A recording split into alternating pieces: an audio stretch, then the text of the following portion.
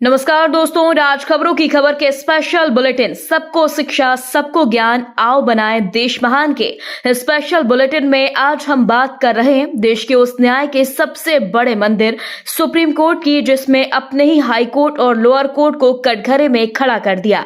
जी हां दोस्तों, देश की सबसे बड़ी अदालत सुप्रीम कोर्ट ने गुरुवार को गैर कानूनी गतिविधि रोकथाम अधिनियम यूपीए के तहत गिरफ्तार उस व्यक्ति को फिर जमानत दे दी जो लोअर कोर्ट और हाई कोर्ट से जमानत नहीं ले सकता।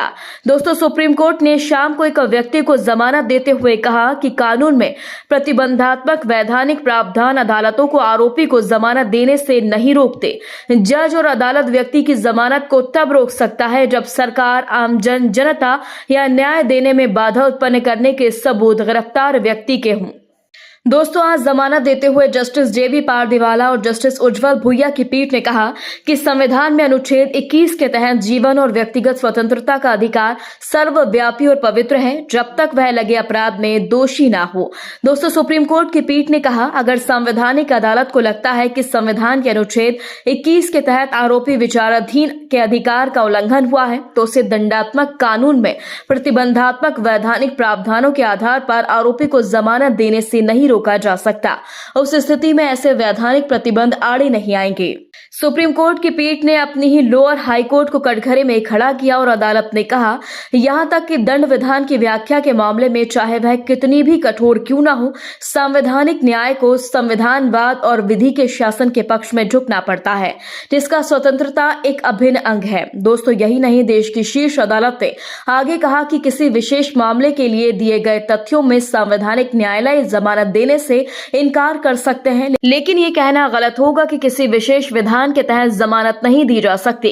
दोस्तों, आज सुप्रीम कोर्ट के न्यायालय ने नेपाल निवासी शेख जावेद इकबाल के द्वारा दायर अपील को स्वीकार करते हुए ये टिप्पणियां की और उसने इकबाल को जमानत पर रिहा कर दिया।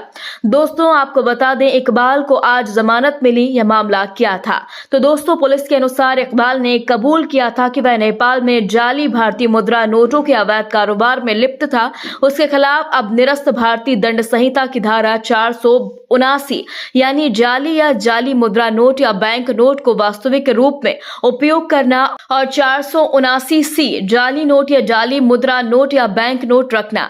यही नहीं, बाद में उसे आतंकवाद विरोधी कानून के तहत आरोप पत्र दायर किया गया था। गैर कानूनी गतिविधियां रोकथाम अधिनियम के तहत मुकदमा दर्ज करना भी बताया गया था, जिसके तहत इकबाल को राहत जमानत मिलना मुमकिन ही नहीं नामुमकिन था। पर दोस्तों, इकबाल की ओर से पेश हुए अधिवक्ता MS खान ने दलील दी है कि अपीलकर्ता 9 साल से अधिक समय से हिरासत में है। इसी को लेकर खान ने अधिवक्ता प्रशांत प्रकाश और कौसर खान के समक्ष अपना पक्ष रखते हुए कहा कि निकट भविष्य में आपराधिक मुकदमा समाप्त होने की कोई संभावना नहीं है और इसीलिए उसे जमानत पर रिहा किया जाना चाहिए, जिसका उत्तर प्रदेश सरकार की अतिरिक्त महाअधिवक्ता गरिमा प्रसाद ने दलील का विरोध किया और कहा कि अपीलकर्ता के खिलाफ आरोप बहुत गंभीर है। दोस्तों, जिस पर पीठ ने कहा कि यह सामान्य कानून है कि एक आरोपी को त्वरित सुनवाई का अधिकार है। यही नहीं, पीठ ने आगे कहा, केवल इस आधार पर जमानत से इनकार नहीं किया जा सकता कि आरोप बहुत गंभीर है। आरोप गंभीर है, सही है, पर अभी साबित नहीं है। मुकदमे के समाप्त होने का कोई अंत नहीं नजर आता। जमानत देते हुए पीठ ने कहा कि ट्रायल कोर्ट अपीलकर्ता का पासपोर्ट या नागरिकता संबंधी दस्तावेज जब्त करेगा। यदि वे अभियोजन पक्ष की हिरासत में है तो उन्हें ट्रायल कोर्ट को सौंप दिया जाएगा। दोस्तों, पीठ ने आगे कहा कि अपीलकर्ता ट्रायल कोर्ट के क्षेत्रीय अधिकार क्षेत्र को नहीं छोड़ेगा, उसे ट्रायल कोर्ट को अपना पता देना होगा। वह ट्रायल की प्रत्येक तिथि पर ट्रायल कोर्ट के समक्ष उपस्थित रहेगा। उपरोक्त के अलावा अपीलकर्ता पुलिस स्टेशन के समक्ष अपनी उपस्थिति दर्ज करवाएगा, जिसे ट्रायल कोर्ट ट्रायल के समापन तक हर पखवाड़े में एक बार इंगित कर सकता है। साथ ही पीठ ने कहा कि यदि जमानत की शर्तों का कोई उल्लंघन होता है तो अभियोजन पक्ष के लिए जमानत रद्द करने के लिए ट्रायल कोर्ट में जाने का विकल्प खुला होगा। दोस्तों, पिछले कुछ वर्षों से सुप्रीम कोर्ट अपने ही कर्टन के खिलाफ जमानत को लेकर फैसला सुना रही है। इसके बाद भी लोअर और हाई कोर्ट जमानत देने में आनाकानी कर रहे हैं और लोअर कोर्ट, हाई कोर्ट ही नहीं, कुछ सुप्रीम कोर्ट के जज भी इस बात का ध्यान नहीं रख रहे कि उन्हें कोर्ट जमानत देने में किन अनुच्छेद, किन धाराओं का वह जिक्र कर रहे हैं। दोस्तों, इस खबर पर आपका क्या कहना है? क्योंकि मोदी सरकार में इस वक्त विपक्ष जेल में ज्यादा है और उसे जमानत मिलने में भी लोहे के चने चबाने पड़ रहे हैं, जबकि सुप्रीम कोर्ट के कुछ जज जमानत देने को सही बता चुके हैं और 90 दिन के बाद जमानत देने का प्रावधान भी बताया जा रहा है। दोस्तों, इस पूरी खबर पर आप अपनी राय जरूर दें। यदि आपने अभी तक हमारे चैनल को सब्सक्राइब नहीं किया तो प्लीज बेल आइकन दबाकर अभी हमारे चैनल को सब्सक्राइब करें। अगली ताजा अपडेट्स के साथ हम जल्द ही आपके बीच हाजिर होंगे। तब तक के लिए नमस्कार, जय हिंद।